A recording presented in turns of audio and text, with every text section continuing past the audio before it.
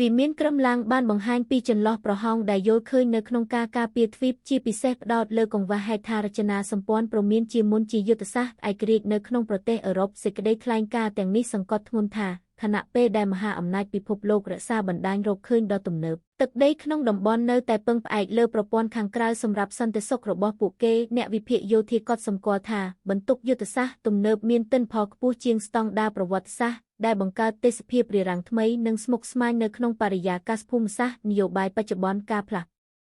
តូវោហាសាសនេះស្របគ្នាជាមួយនឹងការដាក់ពង្រាយប្រព័ន្ធមីស៊ីលចល័តទំនើបដូចជា Orishnik ដែលត្រូវបានគេរាយការណ៍ថាមានសមត្ថភាពរំលងការការពារបរិយាកាសធម្មតាសហគមន៍អន្តរជាតិបានសម្ដែងការព្រួយបារម្ភអំពីការកើនឡើងនៃឥរិយាបថនេះដែលមនុស្សជាច្រើនចាត់ទុកថាជាយុទ្ធសាស្ត្រផ្លូវចិត្តដើម្បីជះឥទ្ធិពលដល់លទ្ធផលការទូតតាក់ទងនឹងចំនួនដែលកំពុងបន្តនៅភាគខាងកើតមេដឹកនាំពិភពលោកកំពុងត្រូវបានជំរុញឲ្យពង្រឹងកាសញ្ញាការពារជាតិក្នុងតំបន់និងវិនិយោគលើបច្ចេកវិទ្យារកឃើញក្នុងស្រុកដើម្បីកាត់បន្ថយហានិភ័យដែលកំពុងលេចចេញទាំងនេះគោល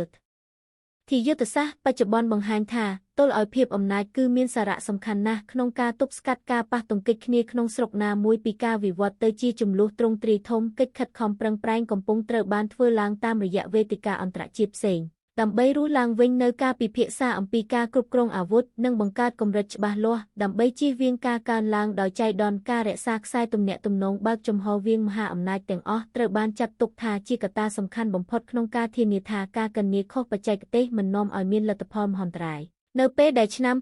2025មួយឈានទៅមុខការផ្ដោតអារម្មណ៍នៃការទូតសកលនៅតែផ្ដោតលើការកាត់បន្ថយភាពតានតឹងនិងការការពារប្រជាជនស៊ីវិលពីផលវិបាកនៃអត្ថិភាពក្នុងតំបន់